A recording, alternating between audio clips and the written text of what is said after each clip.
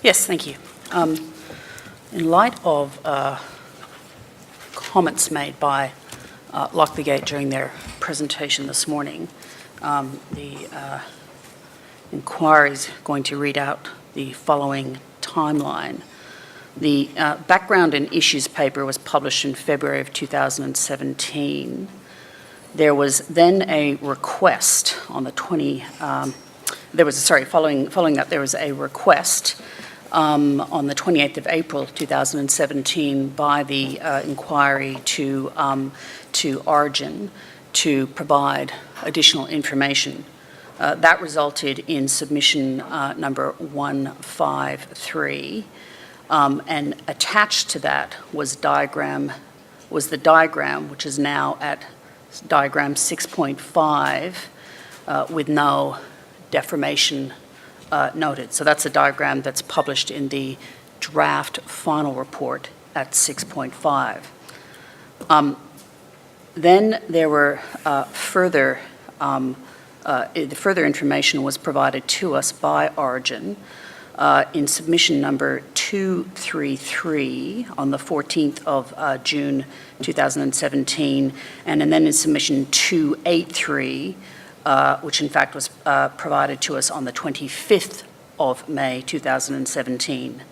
Those two later submissions from Origin, again, provided pursuant to the letter, further information to the inquiry's letter dated 28 April 2017, they included the revised diagram with the deformation noted on that diagram and the fault noted. There was then the publication of the interim report on the 17th of July 2017. The interim report at page 40 published the original diagram, not the diagram attached with the deformation noted and the fault noted in submissions 233 and 238.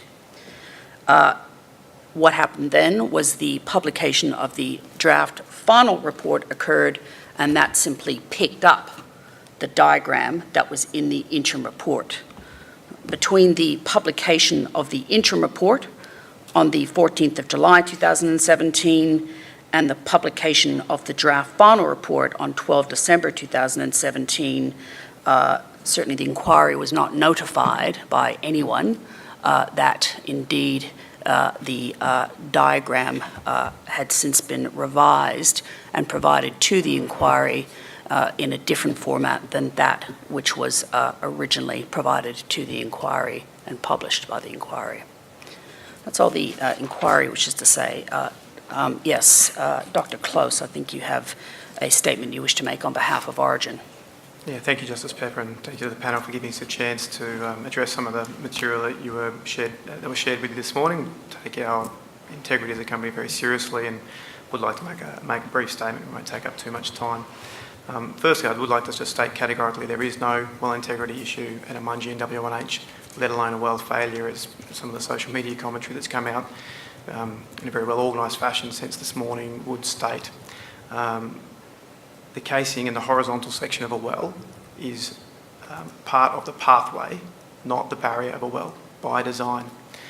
We intentionally perforate that section of the wellbore to allow the gas and fluids from the rocks to flow back to the surface. It is not considered a barrier. So any changes in that section of the wellbore are not fundamental to the overall well integrity, and that is a fundamental foundation that I want to state up front. Secondly, a casing deformation in the horizontal section of a wellbore does not pose a safety, containment or fluid migration risk. This is something covered by the British Commission into the Oil and Gas Commission in BC in one of their 2012 studies looking at this as a side issue of overall induced seismicity, and they have published a report on that does conclude exactly that there is no an incident in the horizontal section does not pose a risk with respect to safety, containment or fluid migration. So again, I want to state categorically that this incident is not of substance in relation to well integrity. We've certainly learnt something this morning about how communicating around it can be important from a perception perspective, but in terms of our consideration and an instant consideration, I wanted to state that. Secondly, there has been no intention to mislead the panel. We're happy to take questions on this or any other issue relating to Amungi and W1H well or our operations. Had Lock the Gate asked or inquired for more information through the panel, instead of firing allegations at Origin and the departments and this inquiry, then this would not need to have been adversarial. We could have had a proper conversation about what it is to have a wellbore defamation event in the case in the horizontal section of a well. And so we're certainly disappointed that Origin's reputation has been unnecessarily, in our view, challenged on this issue. We have spoken openly about the wellbore defamation. It's in the public domain, and at meetings in the Northern Territory and outside of the Northern Territory, in front of hundreds of people at the Aegis conference in Alice Springs, and again at Apia. And the reason it's been of specific interest there is it's an issue that goes to the heart of economics. If you have events in the horizontal that prevent you effectively stimulating, which is what one of the consequences could be, then your production could be limited. But again, it's not a safety, environmental protection or well integrity risk. So it's a different bucket of issues where we discuss it. So in those contexts, we're talking about what is the viability of this as an unconventional play. It was very relevant. In Figure 7, in the original submission it was in the introductory chapter talking about high-level exploration and development. It was not a chapter about well integrity. It was not a chapter about operations at that wellbore. It was included as a schematic figure to show what an exploration horizontal well could look like in Chapter 3 in the introduction in our response to the issues paper.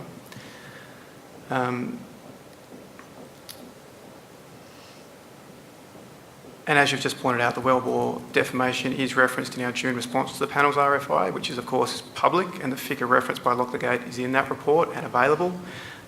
When we submitted it, we assumed quite rightly that if there was interest, there would be questions to follow up on, but the panel and the experts that review it understand that it's not a safety, well integrity, or environmental protection issue, and we didn't consider, and in hindsight we could have corrected the record after the interim report came out to say there are multiple versions of this, particularly the horizontal section where we show different versions of stages and faults, pump rates, we show pressures in different figures and flow backs.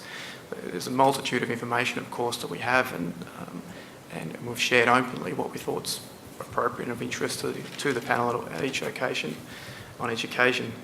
So given that we submitted it voluntarily at that point, we did redact commercial information from the discovery report. You may recall the interactions with the inquiry on that because it's sensitive from a market perspective. We did not redact anything to do with the very clear statement that the casing event occurred at. We gave the exact depth it occurred at. We have a figure that references it. We talk about the faults specifically, and I'll talk a little bit more about faults in a second if I may. So all of the documents discussed this morning are publicly available, submitted by us voluntarily, so I would say that any indication that we've tried to obscure something feels somewhat contrived, and that.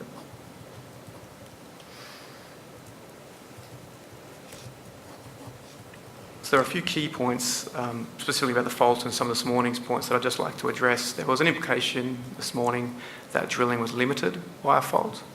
That is certainly not the case. The drilling was progressing successfully when we decided to call what we call TD, or total depth of the well. We had a target depth to get to that we thought we would be able to get the casing that we had available down to that total depth. That's what selected the depth we finished that well at, not a fault. All the faults we encountered in that well were subseismic, minor, small in terms of throw. The largest was about 15 metres, and we can actually trace where the less than to greater than was introduced in our drafting process before the Aegis conference. It is a typographic. We should just say about 15 because and you can see very clearly in the figures we have included that it's about 15 metres. It's an interpretation. We wouldn't be able to be more exact than that. Most of the faults we encounter are between 2 and 5 metres. And again, that's very clear in the figure. So they're very small faults. They do not travel. Faults of that throw will not travel for vast distances. We know that from many academic studies and many studies of faults. From a drilling perspective, we've talked openly at conferences and meetings that it was a big positive in terms of drilling because we knew that there were no major faults from the seismic data. We drilled along seismic lines or in areas where we had seismic control to minimise that risk. So it was a positive to find that our interpretation was backed up by the drilling results, that we didn't see any faults of a seismic scale, any faults of above 15 metres. So they aren't going to be a challenge in terms of well integrity or being able to complete a horizontal well in the target section. And the overall Valkyrie section is somewhat 800 metres thick, so very minor in terms of the overall thickness of the formation. Casing deformation of this type during hydraulic fracture stimulation is relatively common. It's a localised event. It occurs in the reservoir in horizontal wells. The stress state is changed around the wellbore. There's no question. That's what we physically pumping in water at high pressure. It changes that local pressure state. We create cracks. They may open or they may slide. They're the two types of openings that we talk about in anything from earthquake typology to hydraulic fracture stimulation. So you can have sliding events,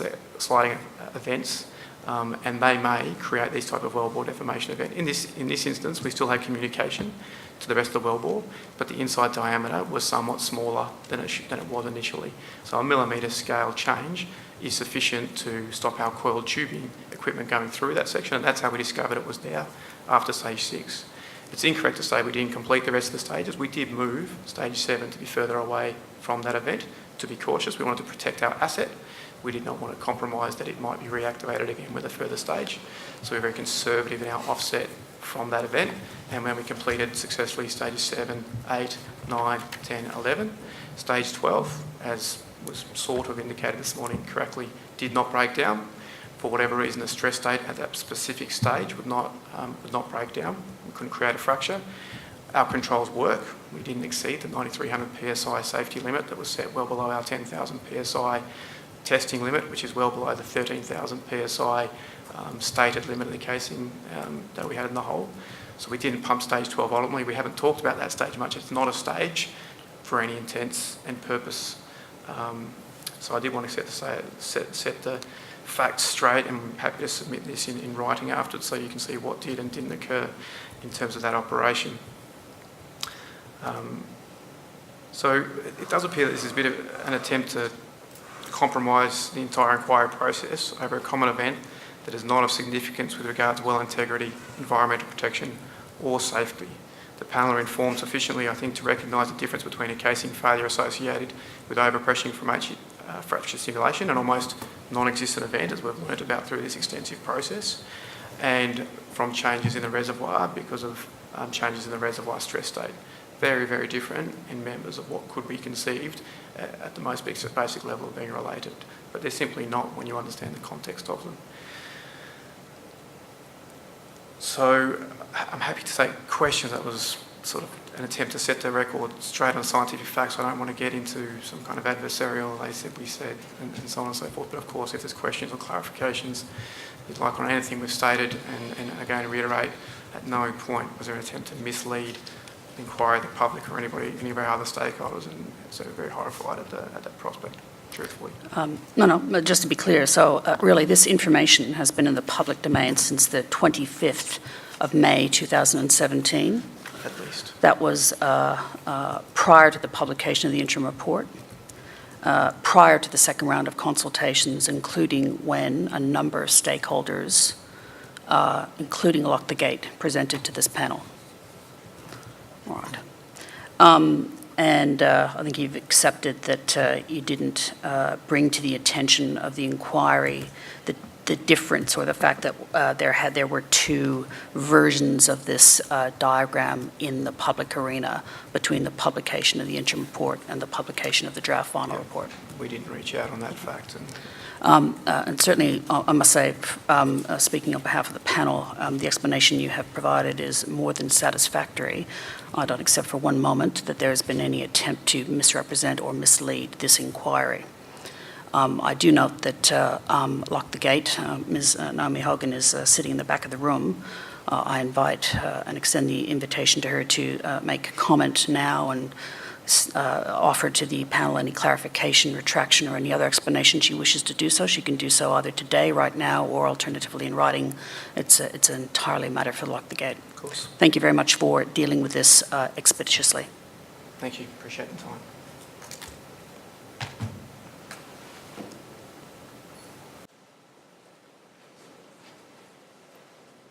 I thank Ms Hogan for accepting the invitation. Thank you. Thank you, Justice Pepper, and thank you, David.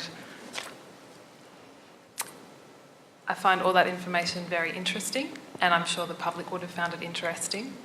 I only found those reports on the weekend when I was preparing this submission and wanted to look for more information on what I could provide. I had not read those Origin submissions that were there prior to that time. And I can see from the panel's surprise that it seems that you hadn't either. I'm currently digesting the information from Origin. I'm glad that this is now being discussed, and I think that we should still be looking at the process that has taken place here and why that information wasn't dealt with sooner in this inquiry, so that we could have talked through this process and what the well casing defamation meant in these public inquiries, and when Origin was presenting to you. I still wonder why they didn't bring any of this up to talk it through. Thank you for that statement.